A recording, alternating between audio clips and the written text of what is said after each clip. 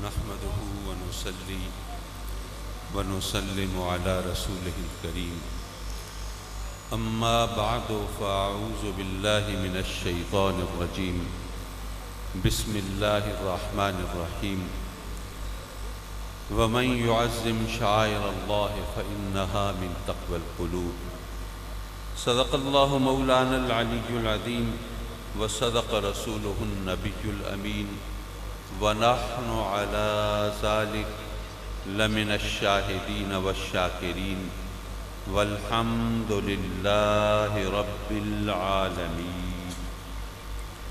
میر محفل صدر مجلس حضرت قبلہ خواجہ نوید حسین صاحب دامت برکاتہم العالیہ اور اسٹیج پر تشریف فرما ذی وقار و ذی احتشام واجب التعظیم لائق صد تکریم شریعت و طریقت کے آفتاب و ماہتاب تمام بزرگان دین کے چشم و چراغ اور سجادہ نشین حضرات جو ہمارے سر کا تاج ہیں اور ہماری آنکھوں کی ٹھنڈک ہیں اور ہمارے لیے عزت و افتخار کی علامت ہیں، میں حضرت خواجہ نوید حسین صاحب کو ہدیہ تبریک پیش کرتا ہوں کہ انہوں نے ان تمام ہستیوں کو یہاں اکٹھا کیا ہے کہ جن کا یہاں پر یکجا ہونا یقیناً بہت بڑا اعزاز ہے اور بہت بڑا ہمارے لیے اللہ کی رحمتوں کے نزول کا بہانہ ہے۔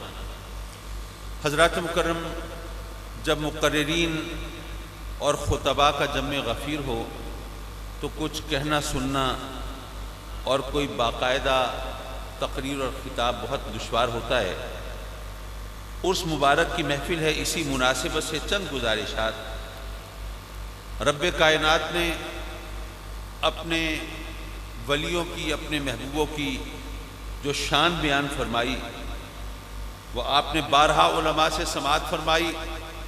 رب کائنات نے حرف تنبیہ ارشاد فرمایا، الا اے لوگو خبردار ہوشیار، ان اولیاء اللہ لا خوف علیہم ولا هم یحزنون، اللہ کے ولی نہ ان کو خوف نہ ان کو غم۔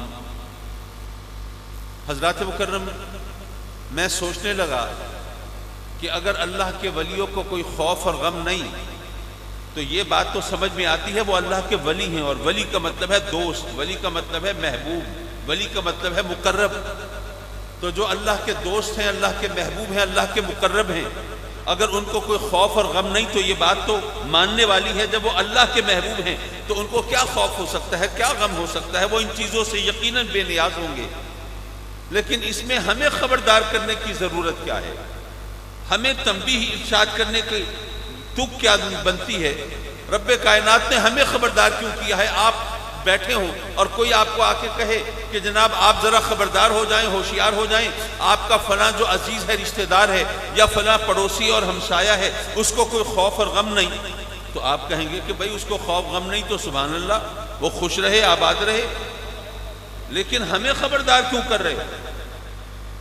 حضرات مکرم، اس بات کو یوں سمجھیے کہ دیکھیے آج کل جب صاحبان اقتدار چلتے ہیں تو پائلٹ گاڑیاں ہوتی ہیں، اسکواٹ کرنے والی گاڑیاں ہوتی ہیں، ہوٹرز لگی ہوئی گاڑیاں ہوتی ہیں، پتہ چلتا ہے کوئی صاحب اقتدار آ رہا ہے۔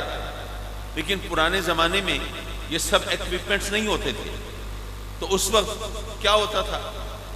آپ نے اگر کہانیاں پڑھی ہوں، افسانے ناول پڑھے ہوں، یا اگر اللہ نے توفیق دی ہو تو فلموں میں، ڈراموں میں دیکھا ہوگا کہ پرانے زمانے میں ایسا ہوتا تھا کہ اگر بادشاہ کی سواری آنی ہوتی تھی تو اس سے پہلے نقیب چلتا تھا، آواز لگاتا تھا، با ادب، با ملاحظہ، ہوشیار، ذل الہی، شہنشاہ وقت، جلوہ فگن ہونے والے۔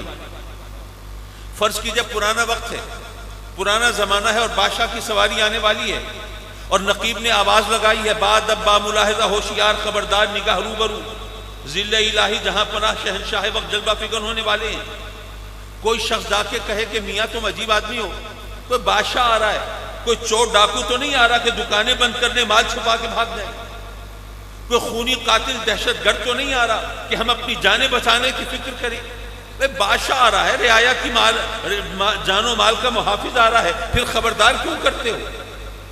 اگر کسی نے یہ اعتراض کیا ہوگا تو نقیب نے جواب دیا ہوگا کہ بے وقوف، خبردار اس لیے نہیں کر رہے کہ کوئی خونی قاتل یا دہشت گرد آ رہا ہے یا کوئی چور ڈاکو آ رہا ہے، جان مال بچانے کی فکر کرو، خبردار اس لیے کر رہے ہیں کہ شہنشاہ وقت کی سواری آ رہی ہے۔ اگر تمہیں خبر نہ ہوئی، پتہ نہ چلا کہ جناب بادشاہ وقت آ رہا ہے، تو ممکن ہے تمہاری زبان سے کوئی ایسا جملہ نکل جائے، تم سے کوئی ایسی حرکت سرزد ہو جائے کہ جناب بادشاہ کے قہر و غضب کو تم دعوت دے بیٹھو، وہ ناراض ہو جائے، خفا ہو جائے، اور اس طرح تم اپنے لیے مشکل پیدا کر لو، تمہاری جان سولی پہ اٹک جائے، تمہارا کیا بنے گا؟ تمہیں خبردار اس لیے کر رہے ہیں کہ اپنی زبان پر، اپنی نگاہوں پر، اپنی حرکات و سکنات پر ذرا قابو رکھنا، شہنشاہ وقت کی سواری گزرنے والی ہے۔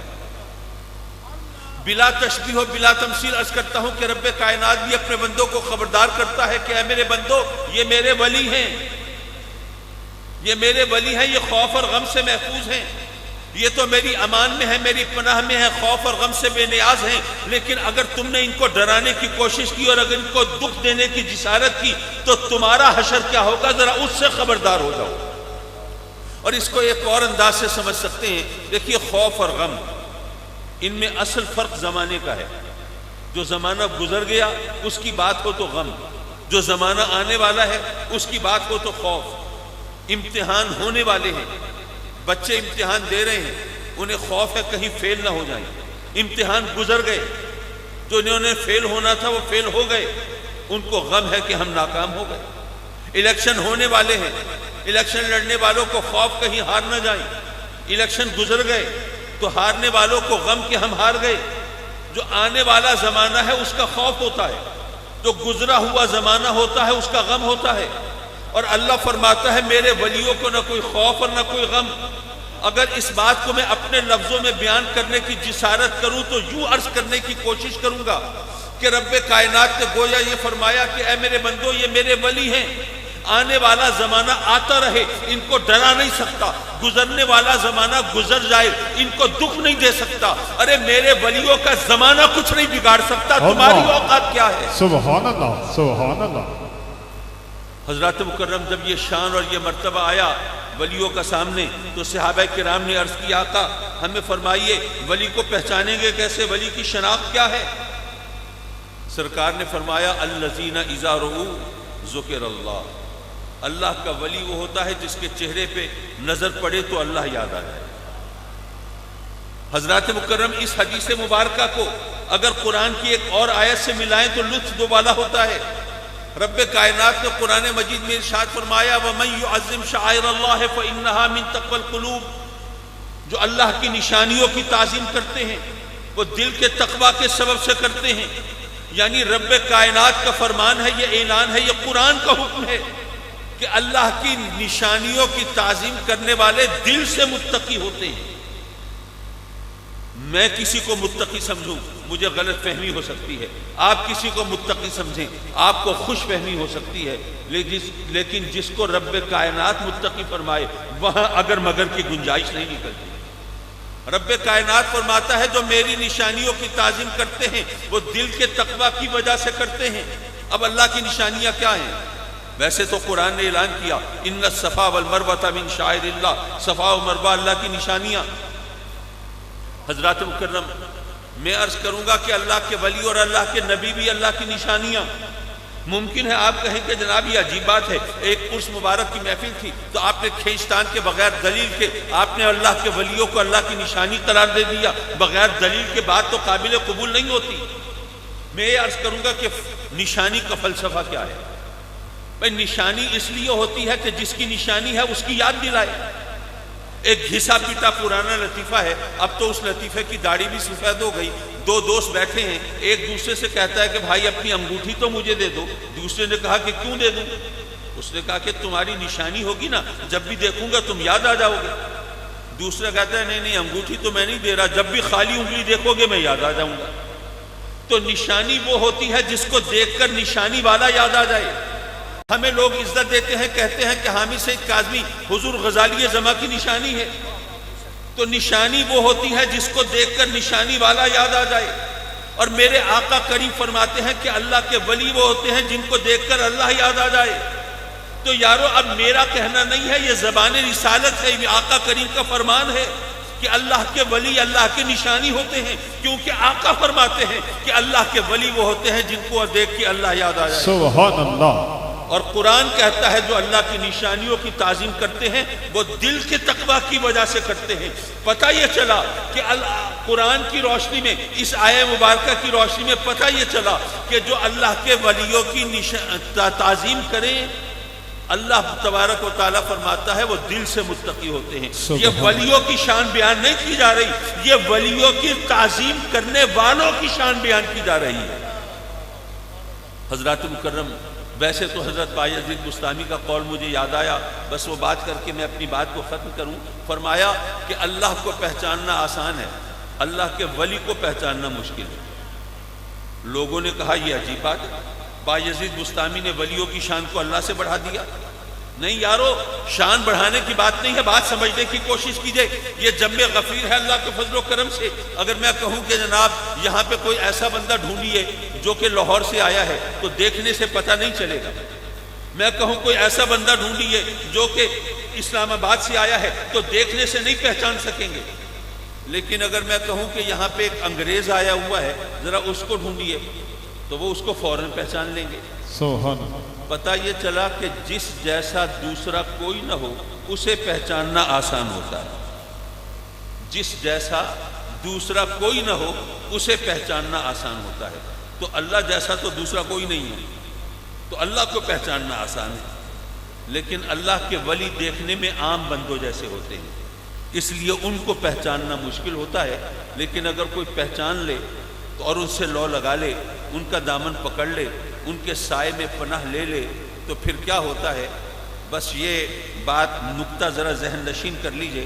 اگر کوئی شخص خود تو عیش و عشرت میں رہے، عالی شان محلات میں فروکش رہے، لیکن اس کے محل کے سائے میں رہنے والے وہ ترستی اور سسکتی ہوئی زندگی گزارتے ہو، تو وہ شخص قابل تعریف نہیں ہو سکتا۔ اگر اللہ کے ولی خود تو خوف اور غم سے محفوظ ہوں، لیکن ان کا دامن پکڑنے والے، ان کے سائے میں پناہ لینے والے اگر وہ خوف اور غم سے دو چار ہو تو ولی قابل تعریف نہیں ہو سکتا۔